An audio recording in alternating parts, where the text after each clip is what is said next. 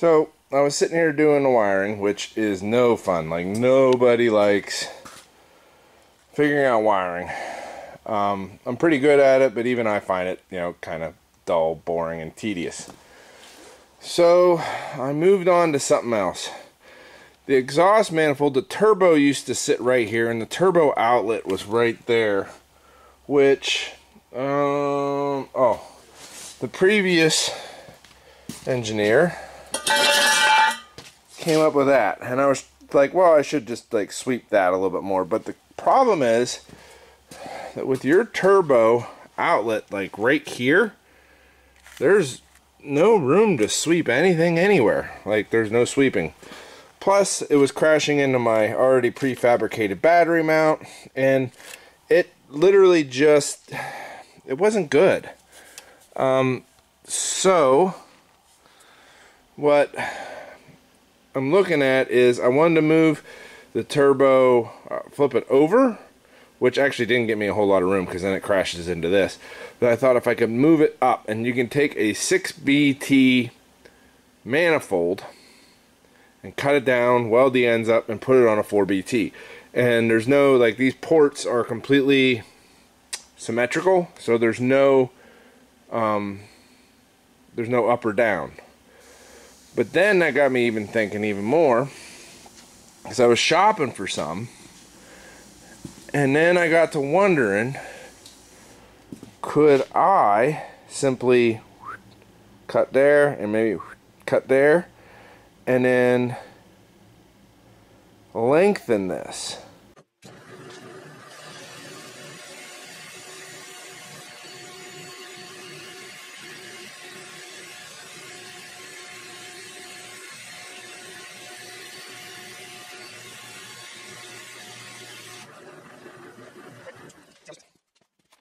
So, yes, I know, I have to clock this. All this needs, like, I'll take these bolts out, rotate that down, all that good jazz. But,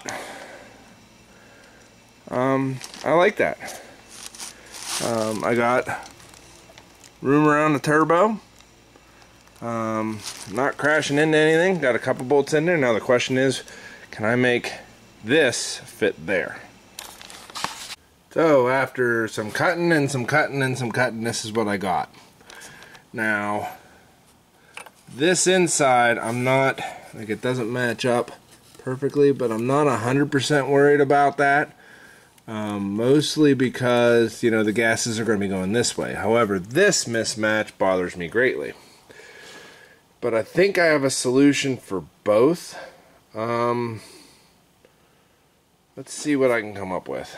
Like I said, worst come to worst, I just still got to buy a 6BT manifold. I mean, literally, that is the worst case scenario. And I had to cut this one up to even make sure if it fit. So this is one of those situations where the worst I can do is make it work. Well, I'm going to have to call it on this one. It's just way too off. Whether from here or even in here, like the edges, the way the casting is not lining up. So we're going to call it. My proof of concept works, though. Having it up here definitely frees up a lot more room, and I think we're going to keep that. I'll just have to shop around for a manifold. Alright, I'm calling it for today. Snowpocalypse is happening, and my son wants to go sled riding. So if you around middle of Pennsylvania, welcome to Snowpocalypse. Of course, this won't air during that. You'll have read about it. I'm not sure where exactly we left off, but the one thing I am sure of, I wanted, instead of having the turbo mounted back here in the middle, which was real close to the firewall, which necessitated to this performance enhancing bend, and that performance enhancing bend, I wanted to move the turbo forward and up, so that way I could run the exhaust more or less down here past the starter. Still not 100% sure how our exhaust routing is going to go, but I'm one of those let's figure it out as we go kind of guys. Anyway, I went ahead and chopped up the original exhaust manifold with the intent of moving the turbo up and forward. That turned out to be a little bit harder than I thought. I thought I'd just lop the front end off and put it on the back and then weld her up. Problem is the front didn't line up with the back at all because it's a casting and not a perfect piece of steel. So I kind of halted for a little bit, thought about it for a little bit, and here's what I came up with. Thanks to Evil Bay, I purchased a full 6BT Cummins diesel exhaust manifold. And judging by the pictures, because I couldn't get any measurements, I think I did pretty good with the actual angle location of everything. I actually wanted to keep that angle. A lot of your 4BTs are either mounted flat vertical or flat on the bottom, and I wanted to kind of avoid that. The nice thing about the Cummins series of engine is the spacing and the cylinders are all the same, so you can basically take a 6BT manifold, cut the front 2 cylinders off on that widget right there, and then weld on a cover plate on that widget right there, and you get yourself a fancy dancy 4BT manifold out of a 6BT. And that is what I plan to do. And let's cut it, chop it, and see where we end up.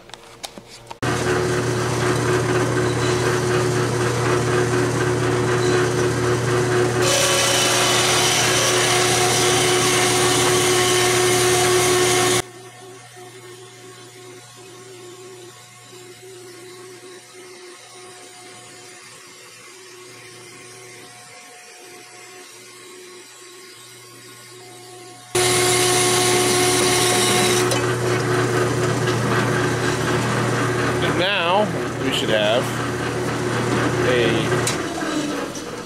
4 to 6BT Cummins exhaust manifold conversion. Let's see how it fits. So at first it looks pretty good, and yes, I know the bolts that I used that came with it are not going to work, so those are just bolts to fill the holes, because this is all kind of a mock-up stage. But that guy right there, that little nub, whatever, boob, has got to go. I don't like how it's sitting right on top of that cover for the oil filter housing, so we're going to take that back over to the bandsaw and knock that off. See you in a minute. Alright, couple minutes. That's all cleaned up. Let's try this again. Oh yeah, I can already feel that it fits better. So what we got going on, there were plates that hold, I don't know if you can see it, that hold the kind of clamp the exhaust side to the center housing. We need to rotate the center housing so the oil will drain out. If we leave it like it is, the oil is just going to fill up and be a mess. So I'm hoping with a little bit of persuasion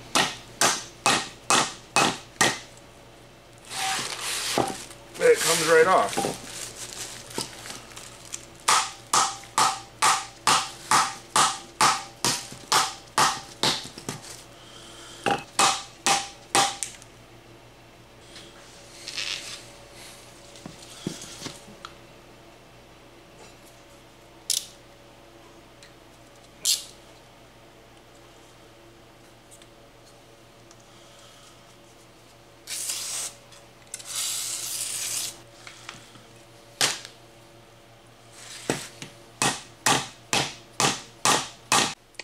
So we're about to bump the sketchiness factor up to about 12.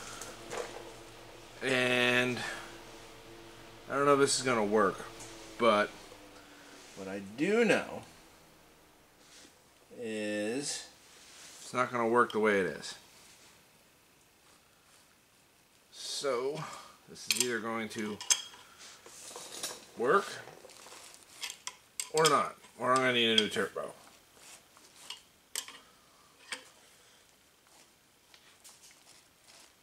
Oh, did it move?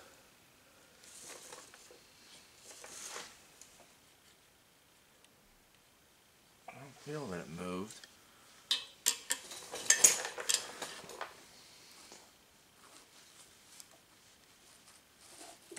Let's...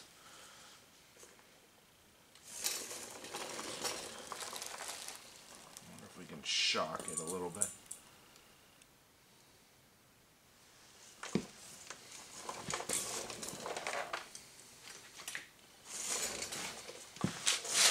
This is supposed to be the easy part of today.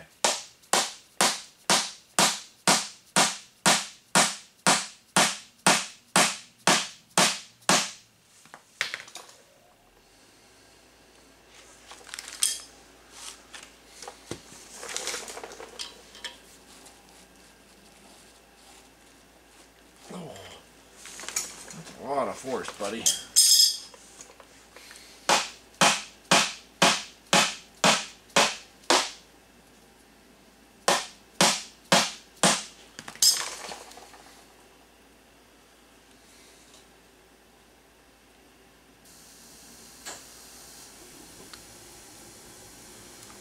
We're going to back this off a little bit and adjust, shall we? Hope I'm still on camera.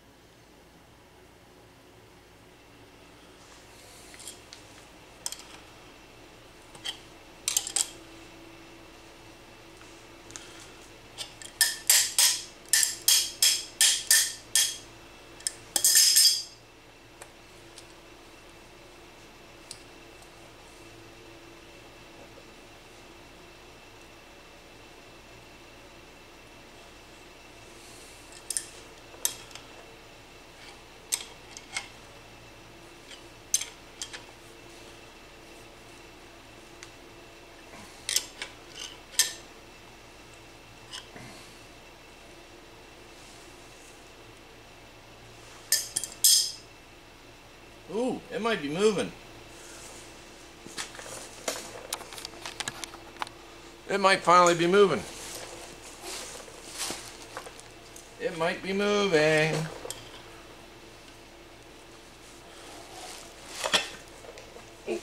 Dang it, didn't mean to do that.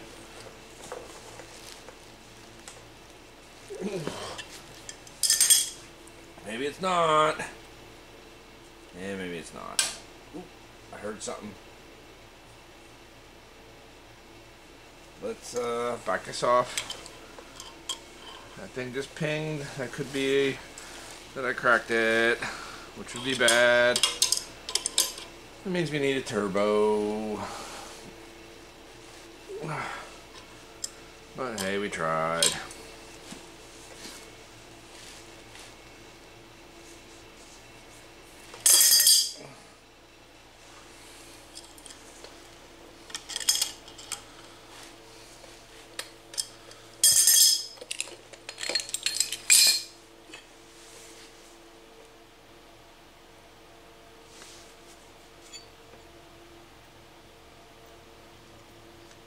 Uh-oh.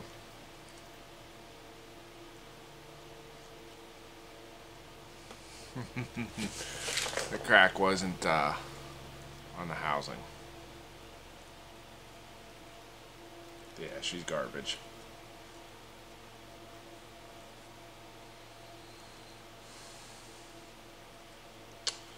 Well, that was quick. What'd I learn? Nothing. You can't clock an old turbo.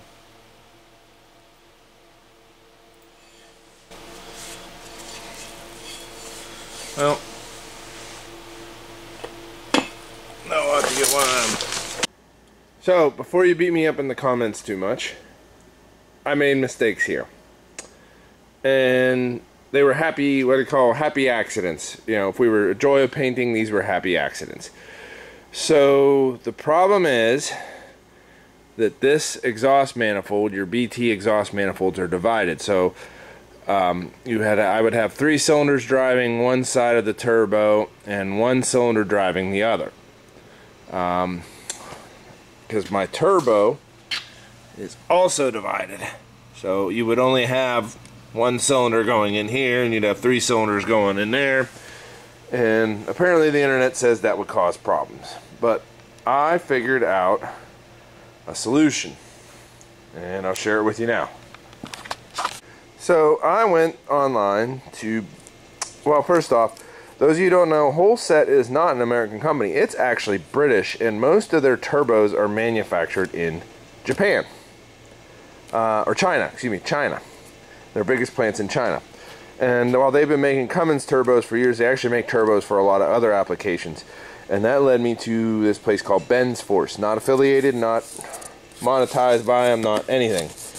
And after speaking with them, the H1C that came off of this is not the right turbo anymore. They have upgraded. There's more gooder, better turbos out there. So what I went with is, and I got a lot of parts from them, as you can see. O-rings, gaskets, that doohickey, exhaust adapter. They actually labeled this up pretty good. Is this guy, which is a HE2221 turbo, and I'm going to get it out of the bag. So to start off, there are a lot of Chinese knockoff turbos, but if you look right there, HE2221W, it is a Wholeset turbocharger. I bought this turbocharger brand new for about the same price as I could get one rebuilt. I don't understand how he does it. I'm not going to question it. Nothing to do with it. But this turbo, not only is it not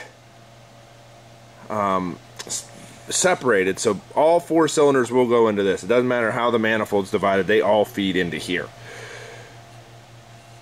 But it's also wastegated internally. This guy is a turbo wastegate. Whenever the boost pressure gets too high, this thing actuates, opening up the exhaust and letting exhaust gases bypass the turbo. And that also gives you your cool,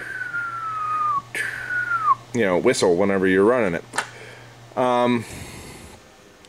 To clock this turbo, I have to take it apart, but first thing first, we're going to get all the stuff out of the box, the different adapters I need, and get this all figured up. Yep, you do need, and that's what this should be, a T25 to T3 adapter. This is a this is a T25 exhaust housing flange. And this right here is a T3. That also is a T3. So you can't put a T25 where a T3 used to go without an adapter. But if you get, like, honestly, I was a little worried about size. But if you compare these two turbos, even without the housing, like, look how much smaller that is. That isn't necessarily a bad thing. Actually, I think in this one, I think it's a good thing, because that means this turbo will spool up faster. I could have went with what is it, HX35. That's the one you find on 6BTs. But if you go even on DeBoss Garage, you make no boost, because it takes so much to get that turbine spinning that it never really spools up the front. You're actually costing yourself horsepower, if you ask me. So with all that said, what else I had to do was go ahead, because we're going to be putting more air to the engine, we also needed more fuel, and that's what these two boxes are. This is a set of thoroughbred diesel stage 1 injectors, and this is Denny T's stage 2 fuel pin. I had to get the stage 2 because they didn't have any more stage 1s. I didn't know if they were ever going to come back. Now I will have to figure out some of the lines, oil, whatever, but we'll get to that in a little bit. Let's see what all it takes to get this guy mounted. I did go ahead and spring for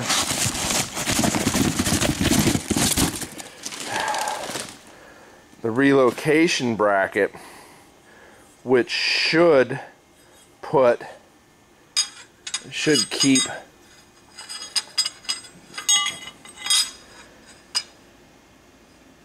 that all in line, I believe. So it should take some of the guesswork out of where I'm going to mount. I'm sorry, I'm looking through both. Where I'm going to mount my wastegate, because whenever I rotate the housing, the wastegate's got to go somewhere. So here's your builder bracket. Yeah, so let's start figuring out what all it takes to get it on there. We're just going to hang it. We're not going to torque anything. This isn't the final install, so on and so forth. At your own risk. This is not a tutorial. The end. So, mock-up 1 is complete. I have the Ben's Force adapter on, and the turbo is, you know, these nuts are just loosed on. The real nuts are lock nuts. And I gotta tell you, it's not too bad.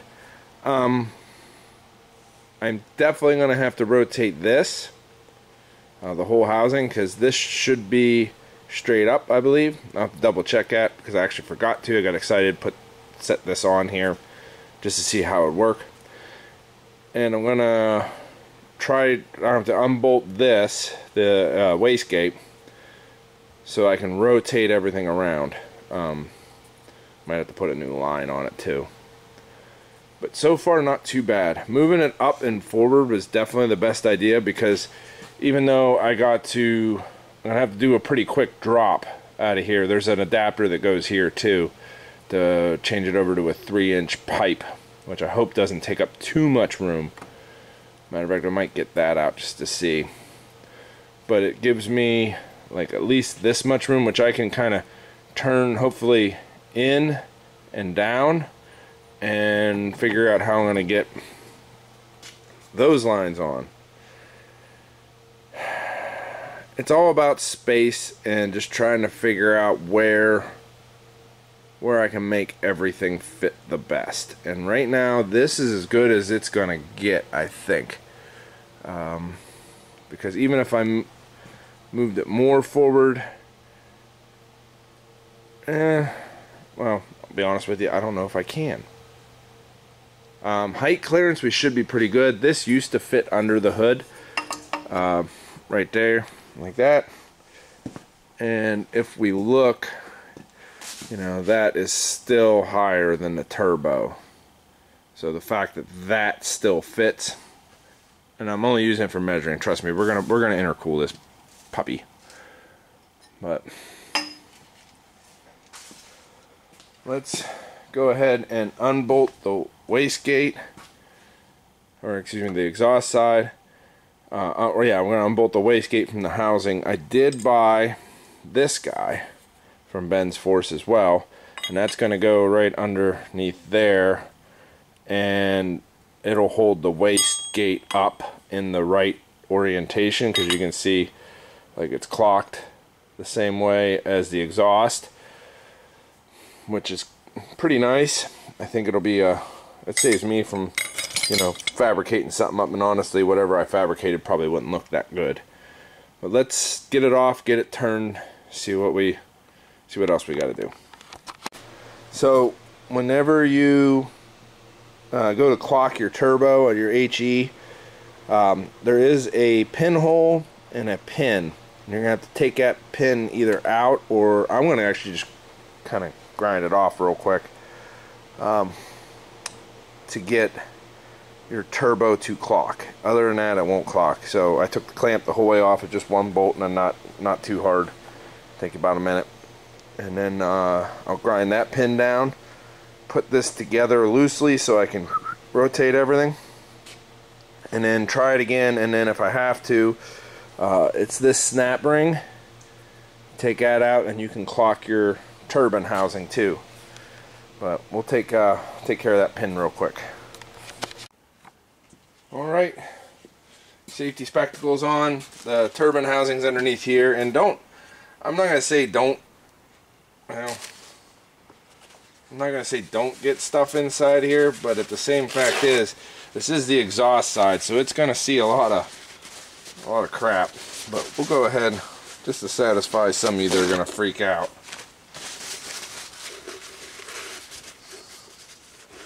Put that guy in there, and then we're going to very gently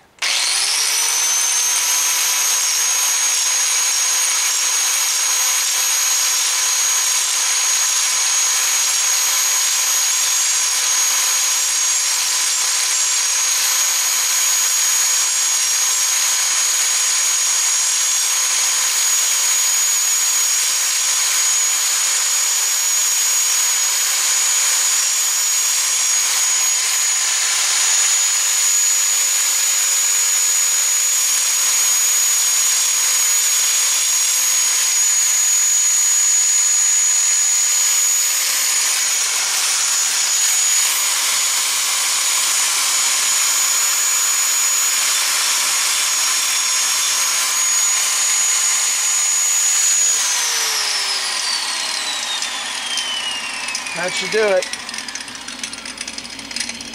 Should be good to go.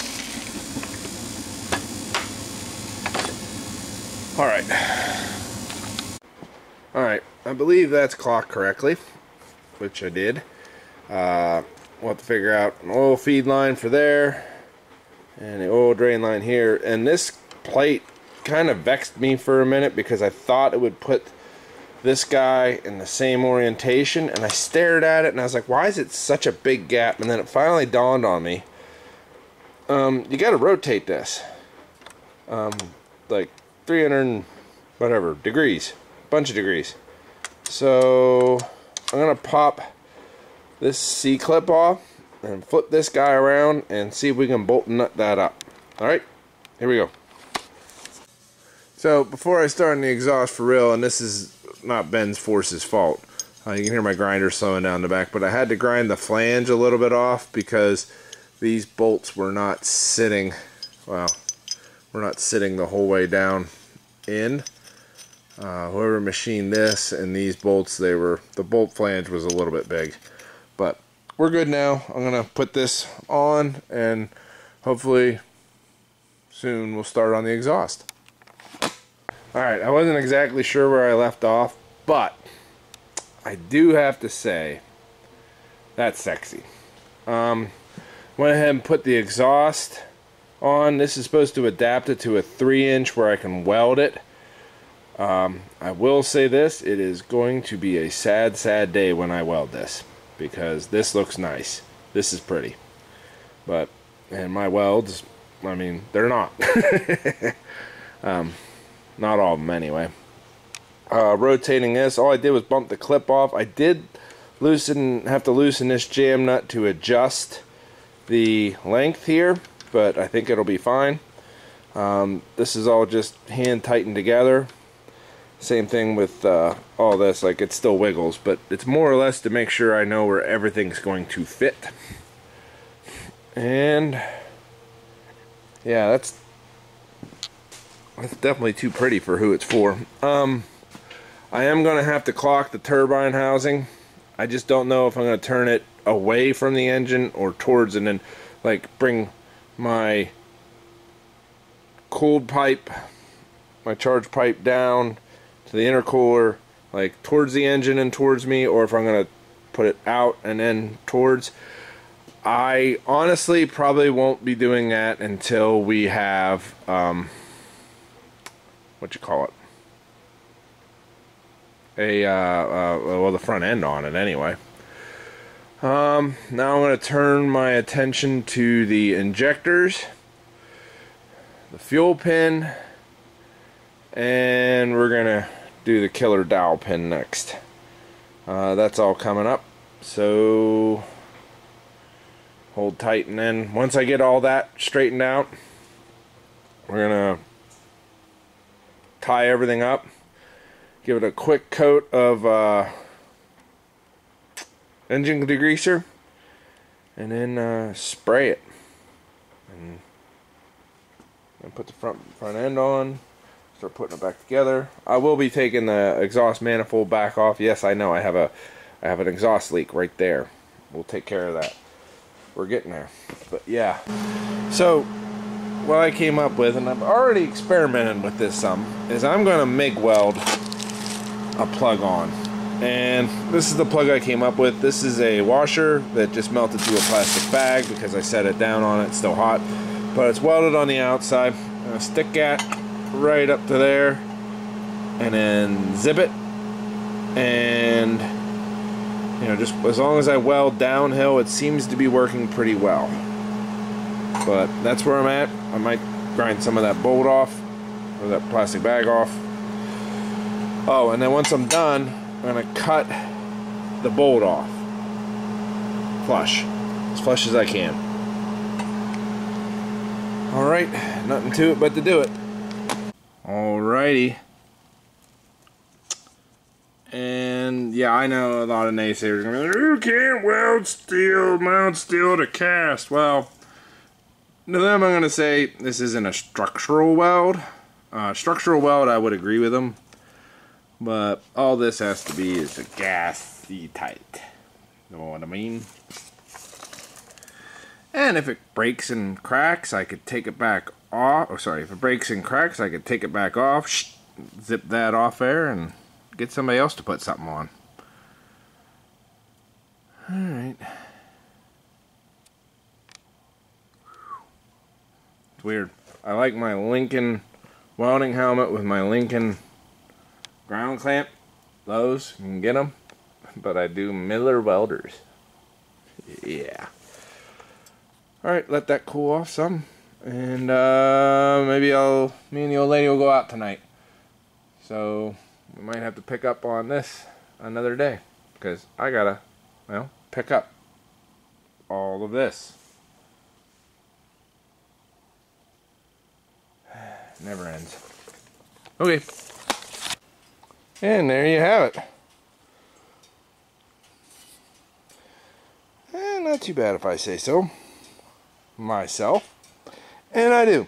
Like I said, it's just needs to be gassy tight. And I made it thick enough so that it's probably never going to rust through. Alright. Let's see what tomorrow brings.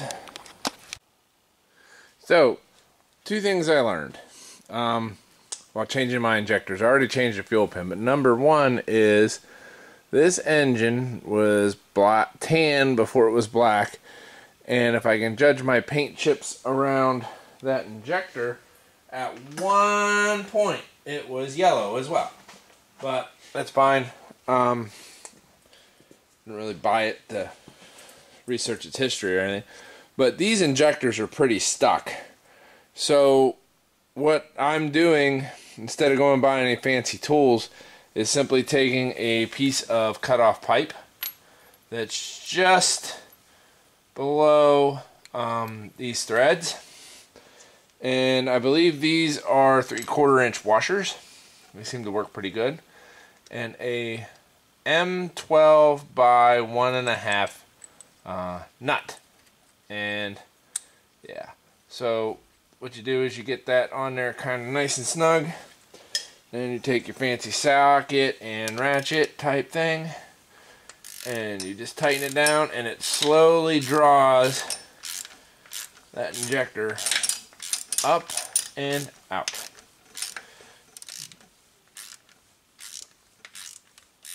And you'll feel it get kind of loose.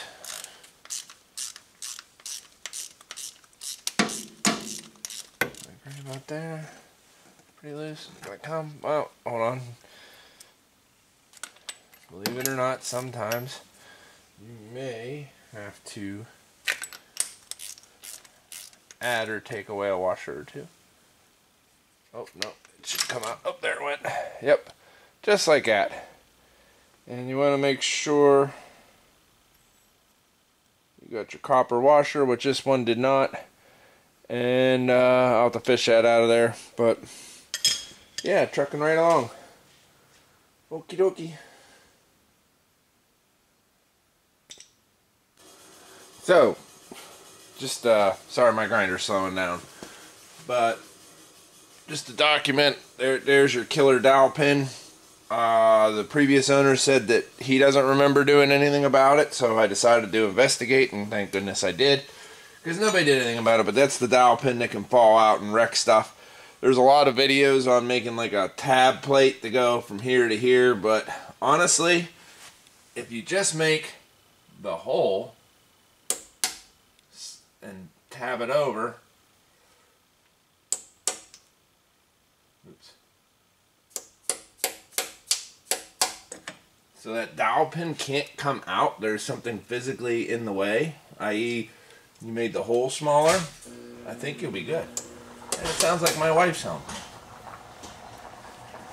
This is what we do at work on locomotives. Just mushroom that hole over. Alright, wife's home. Oop, hold on. Zoom it out. Alright, welcome to a slightly different spot in the shop. And right now, I gotta block those off. I'll get that in a minute. But we're going to get this guy cleaned up. So let's get this all sprayed down. Gotta plug over those exhaust ports. And then maybe we'll make her shiny a little bit again. Okay. Alright. So, we're gonna go ahead and paint this engine, and I like, whenever I paint an engine, I like a two-pronged attack where I use a brushed on finish for some of the more rougher spots. This stuff seems to, I would say, adhere better, and you know, just overall is a better product. If you can brush your entire engine, I would. However, I do understand that not everything can be reached unless you disassemble it completely, and that's why we're going to hit it with some of this and get it all kind of gussied up. I am going to paint the pulleys, start them off, then put all the pulleys and belts back on, and then finish painting it. And I'm going to use the YouTube snap of... Alright. I know, you guys really wanted to see me just like work with a brush and everything for a while, but it turned out pretty good. So I like the brush on paint because it goes on like a lot thicker, and it seems to give a more durable finish. But whenever you come around to, let's say, this side, which is very, very busy, I can't get a brush in everywhere, so that's where the rattle can comes in. So what I do is I brush everything I can and get it nice and thick, and then I let it tack up pretty good. Let's say give it about an hour, and then I take my spray paint can and I start going over it, and for the most part I'm just dusting it, and that kind of evens out the color. I know it's black, there's not a whole lot of change to it, but you know, some difference can be noticeable. And you know, like I said, it's not a show Jeep, it's just a go Jeep. But I got excited, I put that sensor back on without realizing I got to take it back off to put the belt on, but we can accomplish that later. This is probably going to have to sit for a couple days before I can touch it again, just so that everything has a good chance to cure. It says wait at least 6 days before driving it, and I don't think that's going to be an issue. We got a little ways. We're close, but we're not there yet. So we got a ways to go before we drive it. But every little bit's a little bit closer. Let's keep on. So it's been a little while, but I don't remember if I explained this. The turbo used to sit back here on the bottom, right up against the firewall, and we had that 90-degree exhaust run, which I kind of wanted to avoid. So I flipped the manifold over, moved it forward. My initial idea was to run the H1C, I think it was. It was on here, but then I broke it, and everybody said go to an HE2221, which is what this is, which I did and is the right move. However, it is also longer. So I basically moved my turbo up and ahead, I'd say roughly, I don't know, 8 inches, but then went to a turbo that is 6 inches longer, so I only really gained like 2 inches. Plus, I'm real close to my heater core lines. I want to run a heater in this rig. I live in Pennsylvania. It snows, 11 months out of the year. So I bought a set of mandrel bends, and even with the sharpest mandrel bend, like, there is no way I'm going to make that run. I'm not going to make that work. It's just not going to happen.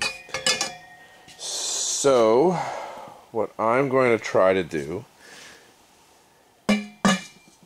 is pie cuts. I'm going to use the weld seam as one 90-degree, and the line I marked here with a Sharpie as the other. I did them exactly 180 as best as I could. And what I'm going to try to do is chop this up. I got my saw set to 4.5 degrees, which 4.5 degrees plus 4.5 degrees equals 9 degrees, and so on and so forth. And I'm going to try to line up my cuts with the front edge of the whatcha-higgy, and like I got to keep a real tight radius, and that's the big reason for doing pie cuts, is to keep that real tight radius. But I'm going to see how it goes. Wish me luck. So, to be honest with you, I kind of suspected and was very quickly assured that that is not going to work. It is crashing like straight in. I can turn it like this, but that'll make my hose piping a lot harder to run. So what I need to do is twofold. Number one, go to bed for the night, because we're past that time. Number two is I can either decrease this distance, make these tighter, which kind of already, I could do that a little bit, but I kind of don't want to go too far, or increase my angle with each cut, because then fewer pieces will be a tighter angle. So I'm going to go from 4.5 to 9, maybe even 10 degrees. Let's make it 9. Because 9 works into 45 and 90 better than 10. And go from there and try this again in the morning, because 4.5 degrees with this little, it's not even a ½ inch, is not going to cut it. It's just not. I might cut that down a little bit too, though. This actually, after looking at it, doesn't seem so bad, but what I'm afraid of is as I weld in here and then weld in here and then weld in here, eventually I'll start blowing through. But I think if I take my time, it'll be alright. But you get an idea of what it's creating, this transition. So let's see what else we can figure out. So, pie cuts for the win. Alright, this was the first attempt. These are 4.5 degree pie cuts. Yes, I know the fit up could be a little bit better, but I was pretty sure this wasn't going to work anyway. And I did it mostly just to prove to myself that it was not going to cut it. So, oops, sorry. I'm trying to remember to look through the camera. How did oh, there we go. Alright. So as you can see, it's a little hard on the camera, but that basically crashes like directly into that back heater hose, and it would be an option if I had a couple more inches.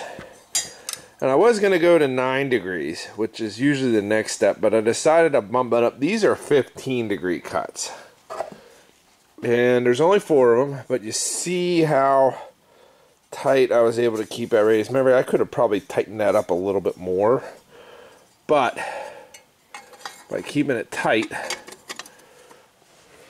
I have a lot more space. Like, it's hard to see in the camera, maybe about that angle. Yeah, maybe there you can see I got a lot more space for everything to fit. I mean, like inches. And that turned, once it sunk in, it's pretty much turned exactly straight down, which is what I was going for. Alright, I know it's 7 o'clock, it's not that late by normal crazy automotive YouTube standards, but by my standards, that's pretty late. So 15 degrees for the win for now, and we'll continue this exhaust soon. So what I found out after I tacked this up is this bend here, okay, does not it's traveling, if you look at it this way, it's actually traveling back towards the front, so it puts the long pipe at a bit of an angle, and I didn't like that. I thought about coming in here and cutting this tack off, but then that would, you have to mate a 15 degree to a 15 degree, so if I made it another 15 degree to this, it would be off. You get what I mean? Like, if I cut this one off, I couldn't put a 90 here because this cut is a 15 degree cut. So did some head scratching, and if I just made this piece longer, it still carries on at the same angle. So I was arguing myself about what to do. To give you more perspective, if I put this one on, it just turns like that. Of course, unless if I rotate it, it just increases that angle more. There's no way to take any more angle out of it, and it's traveling at the wrong angle. Like, you can see it right up there by the turbo. It swung really hard this way. So what I ended up coming up with, we're going to try this, is I took a piece that has a bell on it, and let's see if I can do this with one hand. And I might use a piece with a bell right here to weld up. But anyway, I shoved it on and then put it straight. Alright, like that. And because that's about how straight I want it. Now again, I agree, it's angling a little bit backwards coming out of that bend. But like I said, unless I put a 15 degree on the top of that, made up with that, I don't know, it's confusing me. So this is the best solution I came up with. We're going to take it over and put it on the bandsaw and cut that bottom piece off, and then I will weld a piece on, and a piece de la resistance. Know what I mean? Let's see how this goes. Alright, after trimming, that's what I ended up with. Like I said, it bends kind of back up this way, but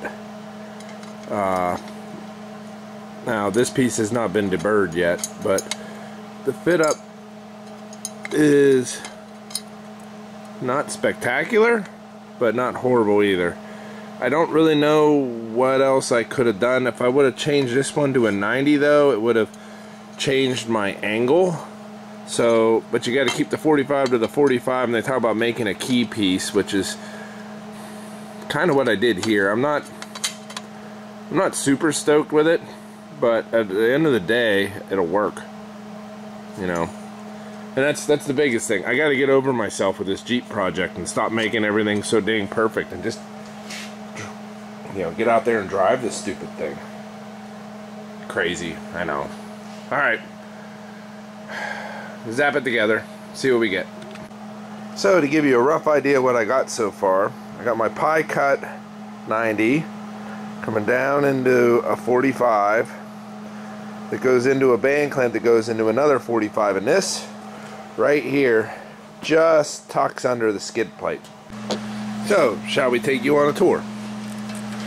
This is of course the pie cut section leading to the 45, which goes under there, which does clear my starter, and I do have some room around my wiring, especially if I run it just straight up. We'll get to wiring later. Wiring's kind of going to be its own thing. We start with the stuff that has to go where it goes, and then move on to put the stuff that can be moved. It's easier to move where it needs to go to work with the stuff that doesn't move so well. But anyways, you can see the exhaust tube coming down to there. But if you scroll under, oh, I'm sorry, we're kind of close. On the frame side, I got that band clamp. Now the idea is if I take off the top band clamp and that band clamp, like, I can pull my exhaust and then almost pull my starter standing. But after looking at it under here, that was probably completely unneeded, but I did it, so get over it, because it's done, and we're not unredoing it. Yeah, that's like that. But anyway, as we scroll back, roll back.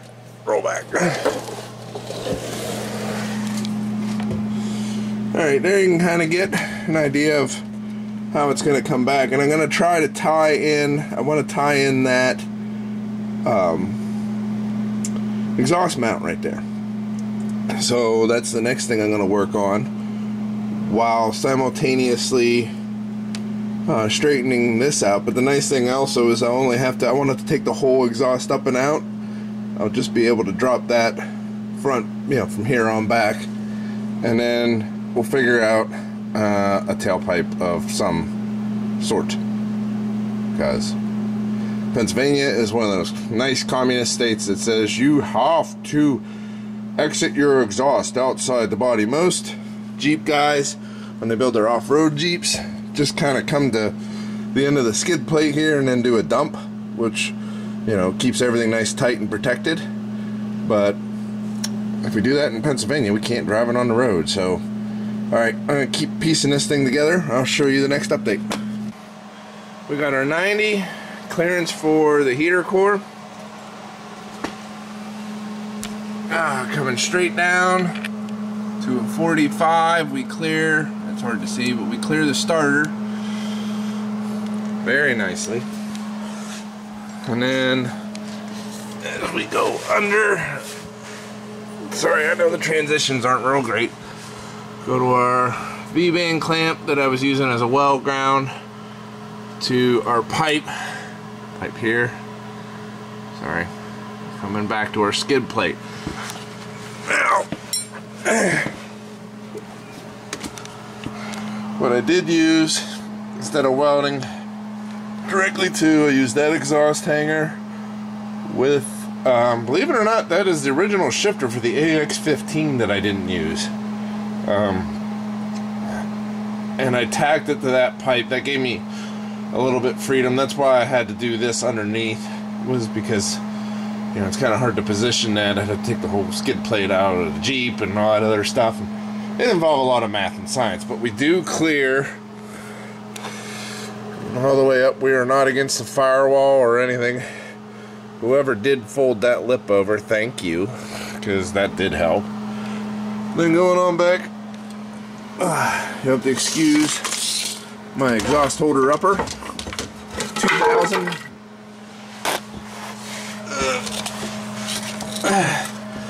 And here's where we end.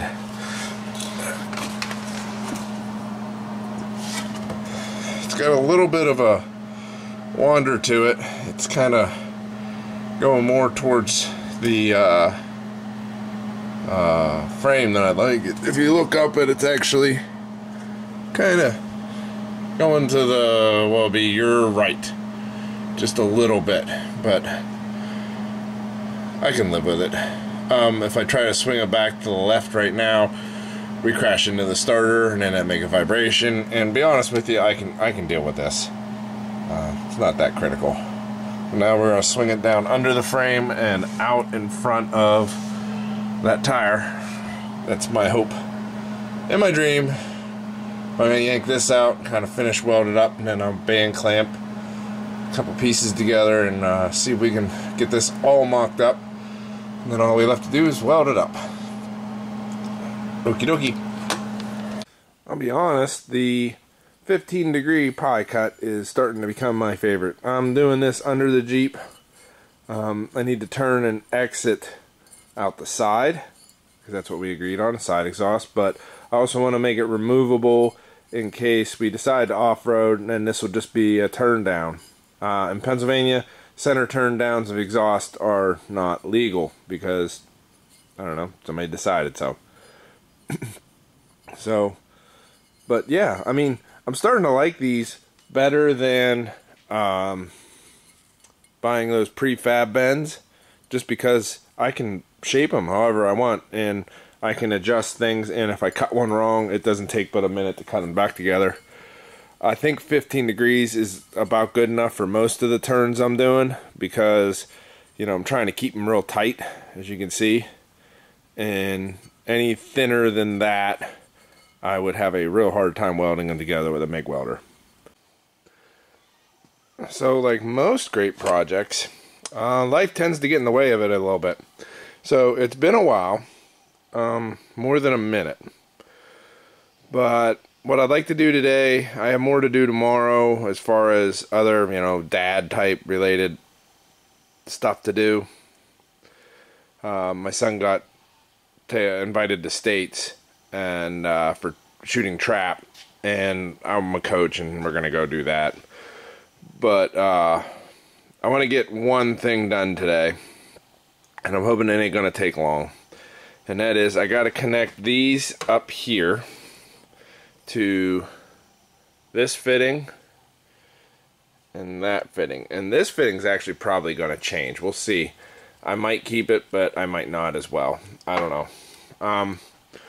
What I would like to do is use some of this and some rubber line. So this is aluminum 5/8 tubing, so I can connect these guys right here. I'm going to connect the set to both the engine, and then I'm going to convert these so that they actually go that way. So I'm going to 90 them, kind of like this here, which of course means I'm going to have to cut them off pretty short, but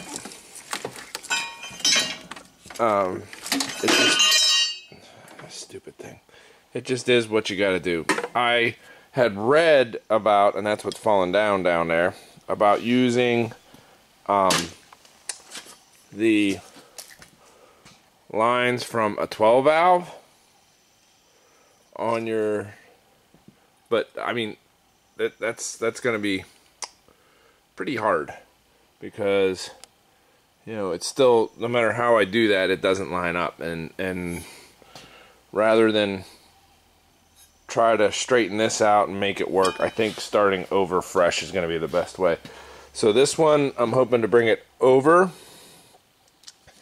and then back, and then maybe try to what do you call it, anchor it to these mounts so that way it doesn't vibrate too much, and then bring it up on this side and over, and then this one will go into the inlet side, and then we're gonna have one to the outlet. Now I'm not gonna make it hard line the whole way. I'm gonna put in some rubber hoses here and there, because this needs to move independently of this a little bit, and it also Like, let's face it, it's a Cummins. It's going to do this all over the place.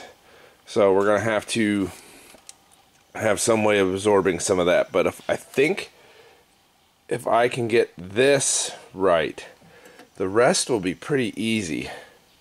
And honestly, the quickest way would be to come straight over and then straight up.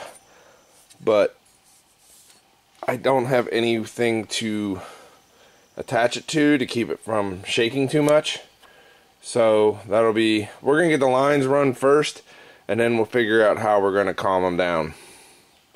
But I'm hoping to use that 5/8 aluminum too, because it bends pretty easy. And I also bought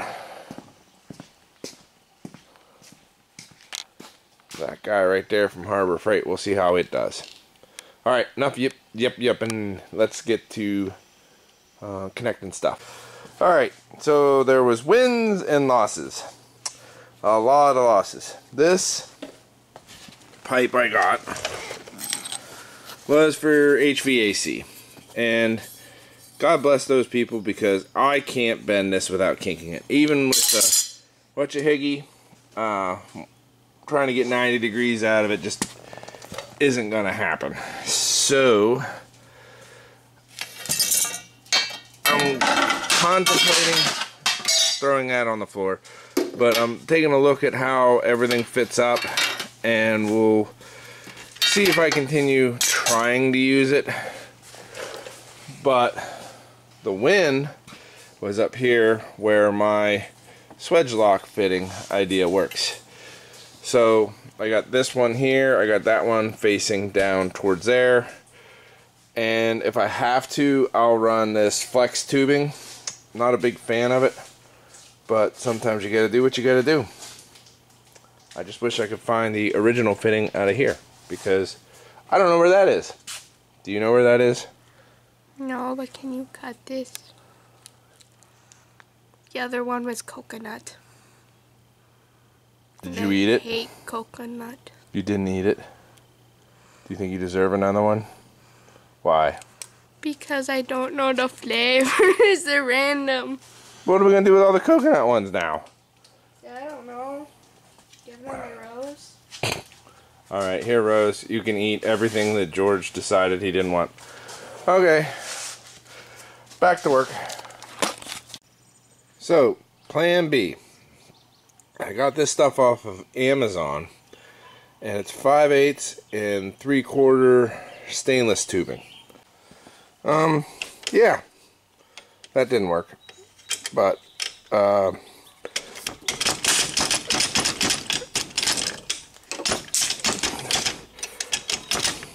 have to get this off somehow. Okay, so like I said, it sort of formed a rib, but that's definitely way too thick for that thing. And good luck getting it off when you're done. I'm glad I started with the 3/4, not the 5/8. But we're going to keep on keeping on and see where we end up with this. Alright, here to it. Alright, I did read the instructions. I know it says aluminum and copper only, but I have this piece of stainless. It's going to be left over anyway, and I'm curious. So let's see if this puppy can do it.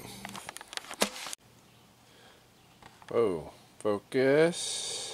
Alright, so my 90-degree idea is a good idea, and these ferrules are on there. I mean, they're good. The problem was the stainless. I cranked on that sucker as tight as I can, and I can't get it to crimp down on that stainless. I talked to an HVAC buddy of mine. He said that these ferrules will not work with stainless steel. The stainless is too strong. It does not compress. Therefore, the ferrule can't like squeeze the tube for it to bite into. If you get what I'm saying. So I got some different tubing, but unfortunately I used all the 3/4 90s I have on this stuff, trying that to work, and I don't want to risk a leak and having to come back and fix it again later. So I'll just go ahead and I ordered new ones. We'll get them coming here eventually. But what I'm going to move on to is we're going to figure out our oil supply line. So this oil supply and oil drain. So this right here, somewhere in here, is the original oil supply, which not only will not reach, but is a totally different size, thread diameter, and whatnot else. So we're going to work on that. The return's going to be a little easier, although I think I may not use quite all of this. I'm trying to get down in here.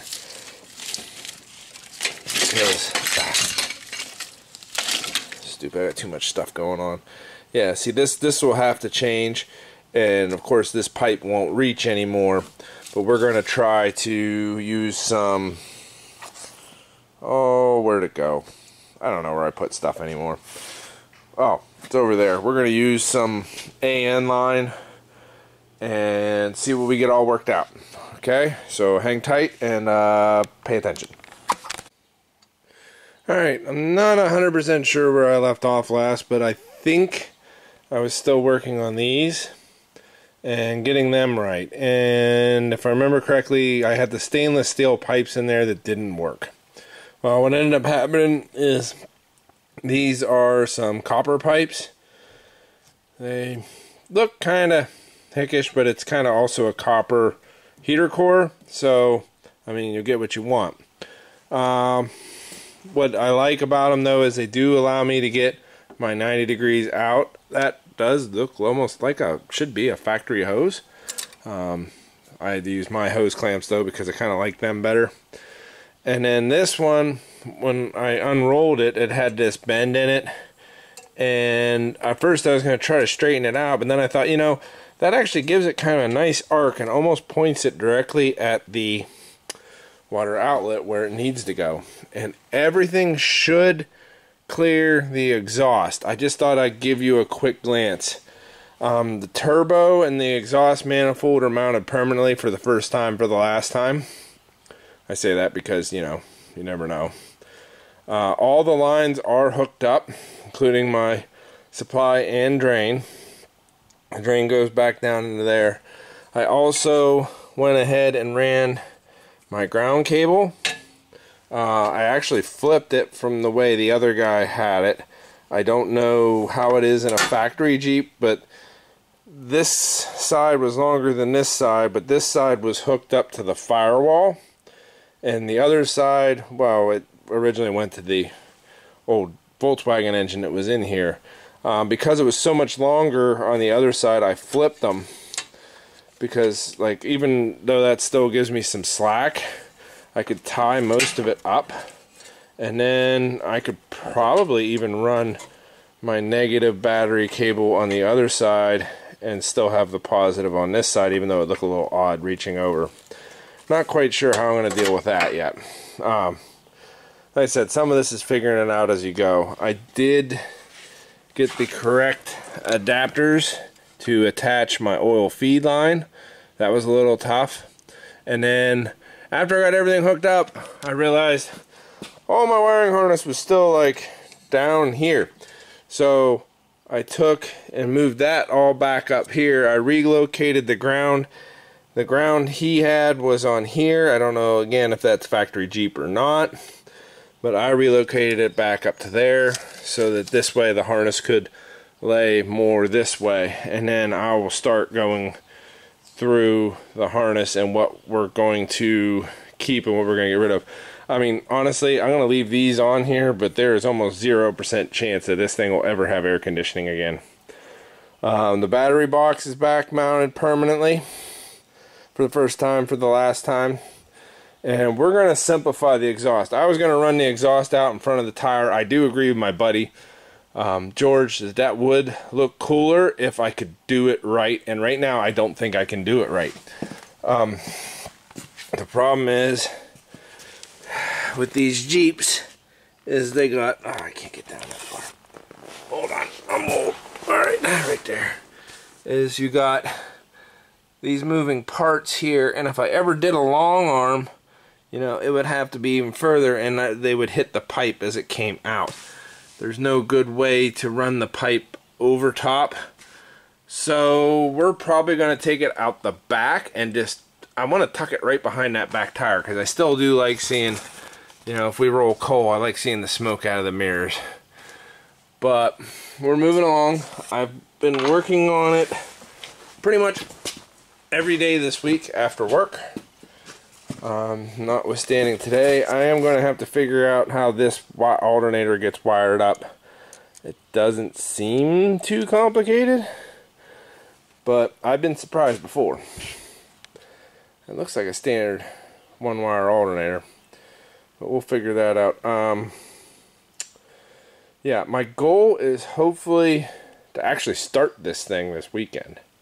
I would like to start the engine in the Jeep for the first time this week, because that'll keep me motivated. If I can do it with the key, that'd be even better.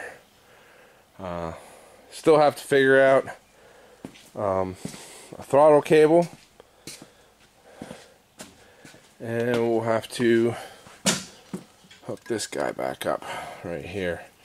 Like I said, I'm going to use the, I think I might have mentioned this, I'm going to use the old coil wire, the ignition coil wire, and hook up our various sensors and figure out what to do with this welded screw nut thing. Oh, yeah, that's another thing I did. The original throttle return spring bracket was this piece of bent steel that was actually cracked the whole way through. He bent it over, I think, so it would provide more tension on the spring. So what I did was I just made a straight one that's a little taller that gives it, you know, tension on the spring. And it's got a pretty good snap to it, so it should work. To get it roadworthy, I'm going to have to hook up my power steering lines. I should have all those.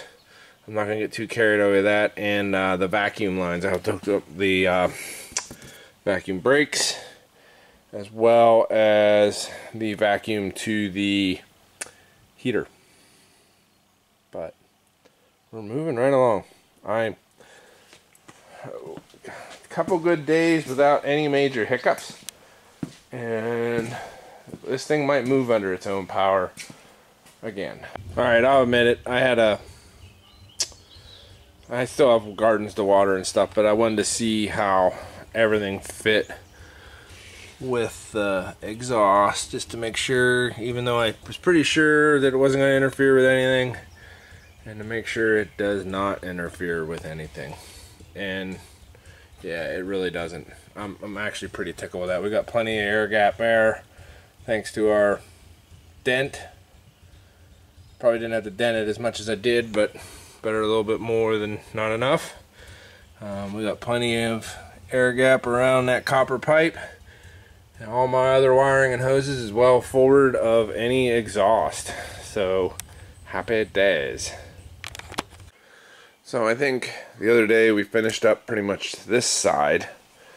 So last night I moved on, I cleaned up a little bit actually, to this side. I need to get a throttle cable from that hole to here, and I know I have that square plug, and I thought I bought a throttle cable with a square plug, but I didn't. I got this one and this one, and I'm debating on how I want to do this, because I got to make this hexagonal nut fit in that hole, but I can't get the nut off of here because, like, I can see that, oops, sorry, that end is soldered, and I don't see a way to get it out of its bracket, like to get this end off.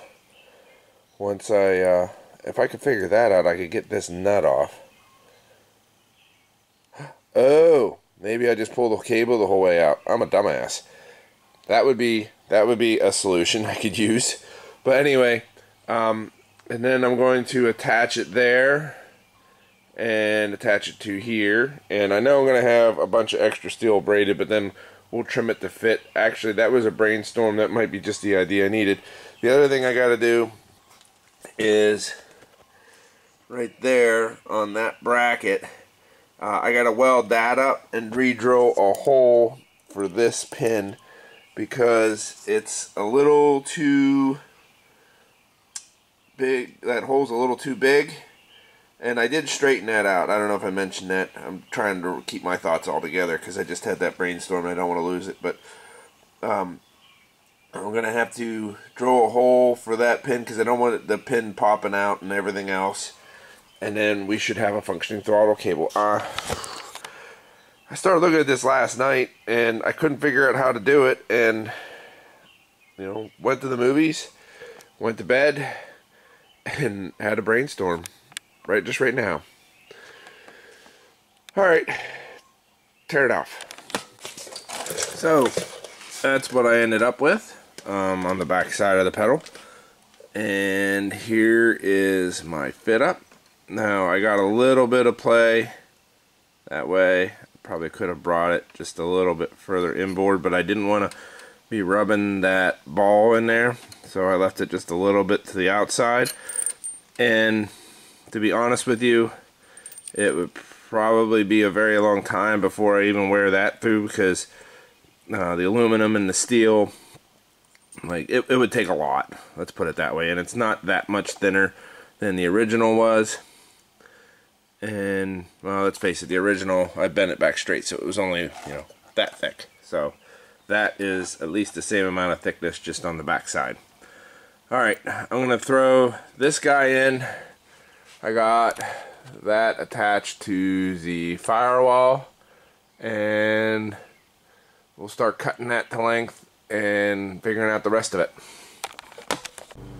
Please don't mind the lawnmower in the background, but this literally took almost all day. So what we got here is my universal cable.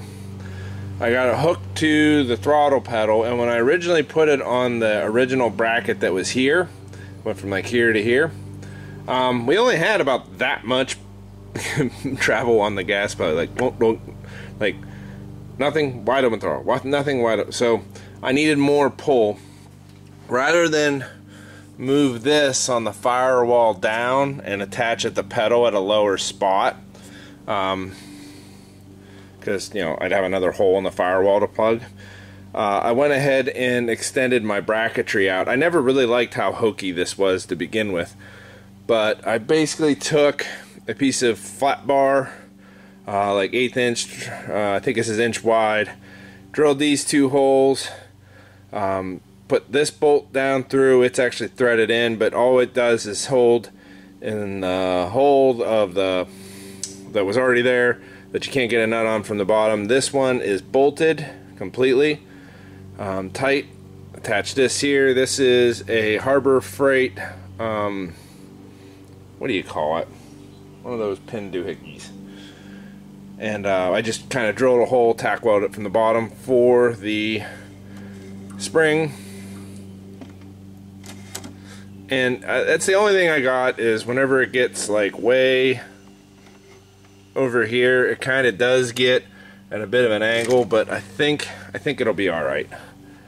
And if it isn't alright, well, I'll adjust it a little bit. But realistically, all I would have to do to correct this would be to take that bracket and just give it a little kink, and then that'll put everything back straight. But I think it's pretty good. I also, without fanfare, connected my first wire, even though I'll probably have to disconnect it. My son was in here. We officially have a coolant temperature sensor, even though we have no radiator, core support, coolant, anything like that. So it's kind of late in the day. I don't feel like getting anything too technical, so we're going to go back to finishing the exhaust. Like I said, my initial idea, and the way my son thinks would be coolest, is to come out right here. But the problem is you have those control arms that go up and down, so we're actually going to bring it out back here. I do like having it on this side though. I like the idea of being able to look in the mirror and see my tailpipe with the smoke going. But okay, back to work. So, didn't get it started this weekend. Still hopeful for next weekend though. Started laying the wiring out. I know it looks like a big jumble mess, but that's also why this fender is back on. Oop, let me zoom back up. This fender's back on is because, well, this has to live somewhere, and we need to start figuring out where everything's going to go. So out of things I just discovered, there is also a pin on the clocking of the cold side of the turbo. So I have to take that one off too. And yeah, I'll help Mr. Die Grinder. We'll make short work of that. So now to fit the intercooler. Most of the YouTubers, people I saw, take out this V-brace and they sink the intercooler in, which I'm not 100% against doing. They do have some nice pockets right here and right here that may work to our advantage if we murderify this, and then we can leave the radiator stock. If not, my plan is to mount the intercooler behind this where the radiator normally would have mounted, and then mount the radiator to some brackets even further behind. But that's a little bit more fabrication. So let's take this V out and then see how the intercooler itself that I picked fit. Typically you would like to go with as big of an intercooler as possible. However, a couple limiting factors. One of the limiting factors is this is a 2.5 inch. So, and then this is a 2 inch. This is the biggest restriction right now. So at the very end I have one 2 inch pipe elbow that I will be using, and it's probably going to come like straight forward like such.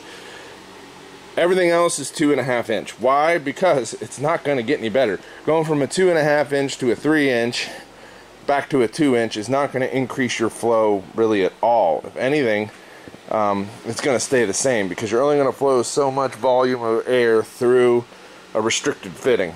It increases pressure but doesn't increase volume, and for what we're looking to do, we want a lot of volume. But anyway, I'm going to take that bracket out and we'll see where we end up. So after much deductive reasoning, I have determined that this will not fit into there, which is sad, but only reverts me back to plan A, which is we're going to get this all set back. I have approximately 14 inches from this face, which is the back of the radiator core, to basically the front of the alternator. So I can even set it back 6 inches and still have enough room for, I'm hoping, the radiator over there, which is the best quality cheap Chinese radiator I could find. So what we're going to do is we're going to go back to plan A and build some sort of standoff and see what we can come up with. This might require some sheet metal and a run to the hardware store. Alright, so here is what I came up with. We're going to try to combine some of this extruded industrial type steel into a bracket to hold both the intercooler and the radiator back. I'm already sensing some other collisions, which we may or may not deal with yet. This pass-through for the lighting, we'll have to see if we can do anything about that. And then of course, like I said, there is the power steering setup over here that we may or may not be able to do anything about, but let's see what we can come up with. So we're going to call this version 1.0. You can see I kind of tack welded. This is 2 1/4, this is 1.5 inches, which should give me 3 3/4 inch. I know that's extreme considering my intercooler is only 2.5 inch, but I figure I could start big and then narrow it down, and then worst come to worst, I'll cut those tacks and chop some 1.5 inches up. But let's see about what this looks like. And there it is from the top. Like I said, I don't think it's too shabby. Yeah, it's kind of homemade, but it doesn't look super homemade. Alright, take it apart, paint it. So last weekend we worked on getting the intercooler and everything fitted up. And that's all well and good. And my initial plan today was to go ahead, fit the radiator and this other fender up. Finish plumbing my,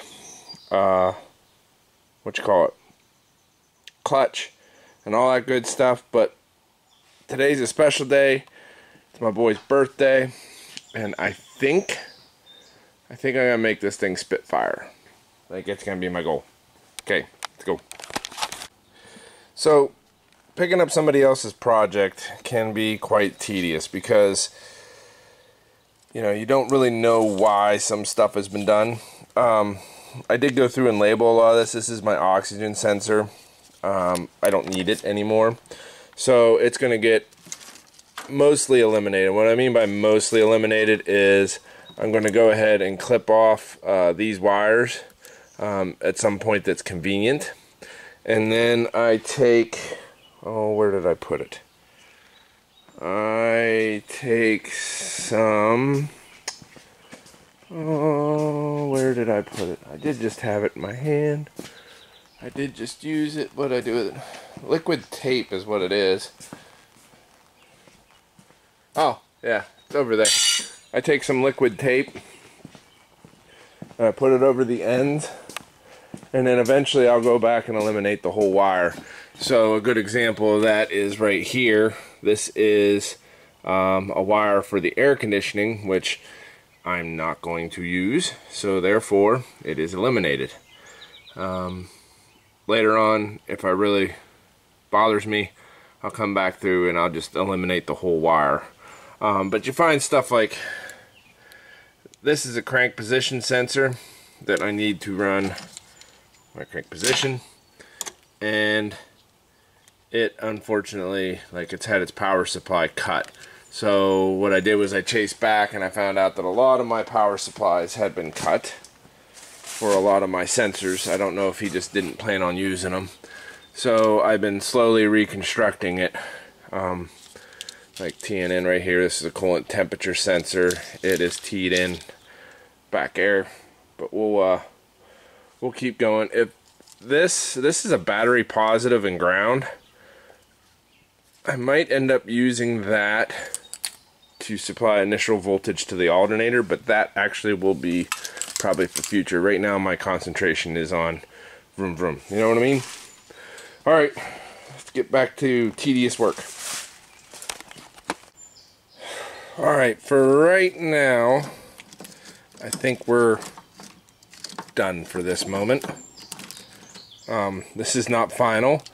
This is just, let's see what it does when we turn the key. Kind of good.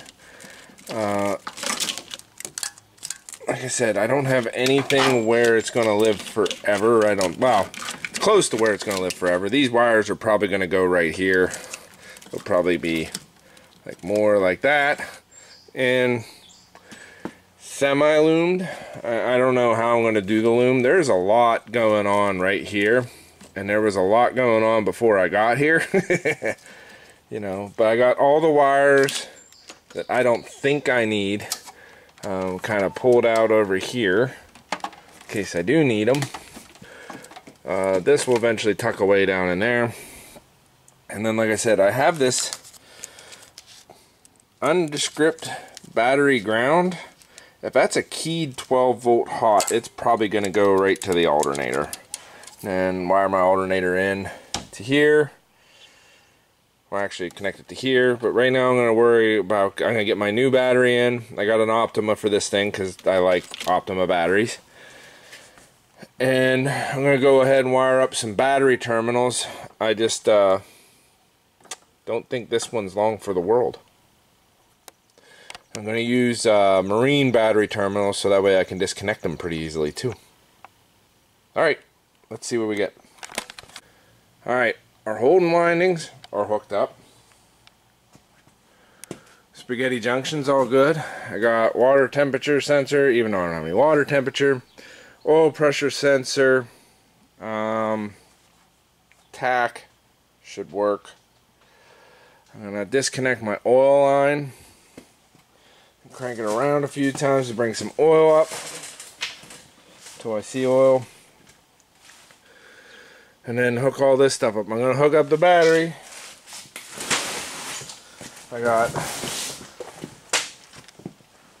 And I know there's no trigger. I know I don't have the trigger wire hooked up, but here's my trigger, or here's my output from the alternator going to a 200 amp block that is connected to here, that is connected to here. This provides main power to everything. Power to the starters coming from here, ground to the block here, ground to the engine frame is here. That is just miscellaneous, whatever. Alright, nice and easy. We're gonna see if we let the smoke out. Oop, I heard stuff.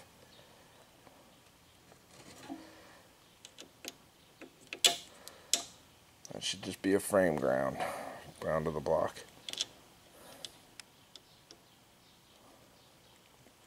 And watch me cross thread the wing nut.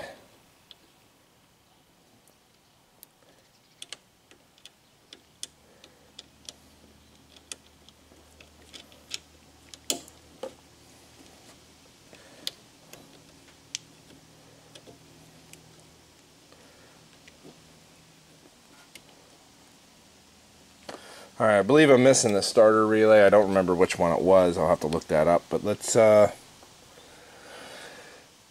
bask in this for a minute before we ruin stuff. So I thought that the coil wire, which is what this is, provided voltage, which either I got stuff really messed up or no, it doesn't. We might have to adjust some things. Let's adjust. So, we're not going to get this thing to spark off today, but I wouldn't call it a failure because I did learn.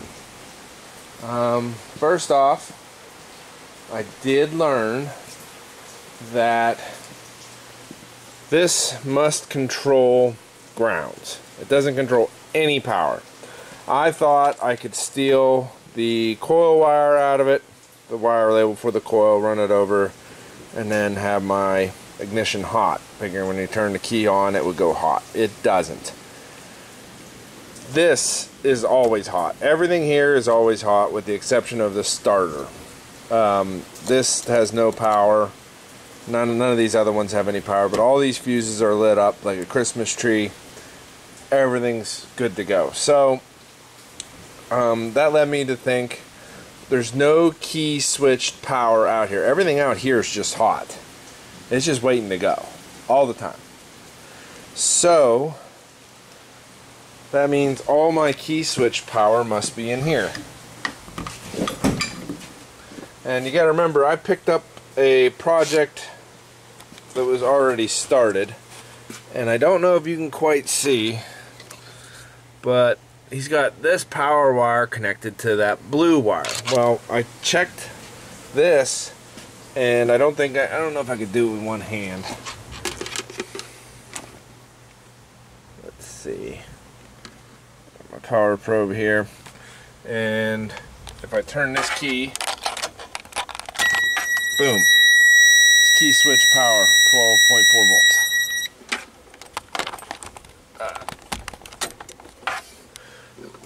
So my key switch power is going to have to come from here, but that blue wire, I was like, I don't want to just pull power from just anywhere. But what I did find, reviewing the schematics, is right here. Light blue, switch, 12 volt auxiliary power taped to harness in fuse box TO. And it's running off fuse 19. Which Wait. Yeah, that's the... That should be fuse 19 in here.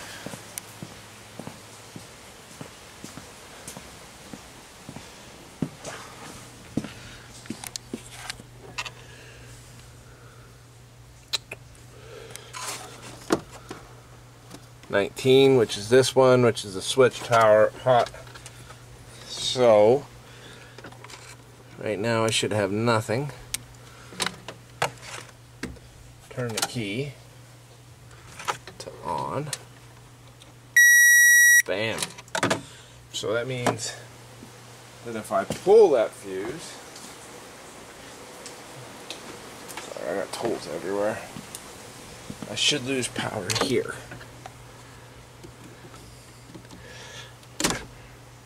See. Sorry for swinging you all around. I'm trying to... I don't have a GoPro.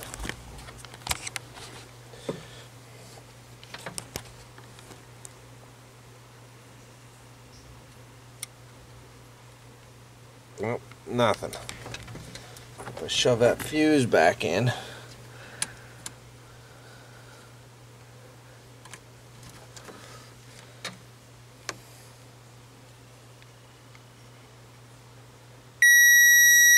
oops, sorry, there it is. Yep. So we're going to use that. Means I'm going to have to run a wire back out, which isn't too much of a problem, just not what I was prepared to do today.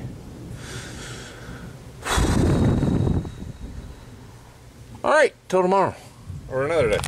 So I'm going to give this video a little bit of a better ending. I did play with it a little bit more last night. Just mostly figuring out... Yeah, the face is back in it because I wanted to make this live. What I'm going to do, you see that green wire, I'm going to run the green wire over to here. And that's going to be my key trigger for a couple of these relays. One's going to go right to here, like kabow, for the alternator. One's going to go over here, be the trigger for the pulling windings, and the other one's going to trigger the fan power. And I thought that was better than trying to figure out how to, well, it would be definitely better than trying to figure out how to run everything off of, you know, this one circuit, the blue wire circuit. But we're definitely going to use it. There's no doubt in my mind. I just got to get everything run, figure it out and finalize. And what'll be nice is I'll just daisy chain it. So you'll have that green wire will come over into here and it'll go bloop, bloop, bloop, and then it'll pull on a couple of these relays. So the only thing that 20 amp fuse is going to power is these relays, and then these relays are going to power everything else. And then if I need to add one, I just bloop another one over. I actually thought about putting in, and I might still just put in a bus bar, like right here. You know, just have one and then everything else feeding off it. I might do that. I'll have to see what options are out there. But the other thing I'm running into is the coolant hoses, and I get those figured out while I have this all mocked up in here. Like I said, this is not the grill I'm going to use. I have a better one over there. And while I'm running things through the firewall, I got to mount an EGT, which is going to be a little bit complicated. If I would have been thinking, I would have drilled and tapped for that already. I think I'm going to put it right in this block. The other one that I'm going to have to do is a boost gauge, which it's going to go in one of these two ports, probably this one, but one of these two. And then it's going to go back and through the firewall as well. So might as well get all that run through the firewall while I have it. I have a glow shift EGT boost gauge. It's a combination gauge, like a 2-inch. That'll be good. But yeah, we're going to end that here before I pull all the rest of this apart. And I'm going on vacation. I need a week off. I need to reset my brain and figure out, you know, take a break. You pound at something too long and you start to mess up. So that's where this video is going to end. It's probably been ridiculously long, but yeah, making it work. All right, done, out.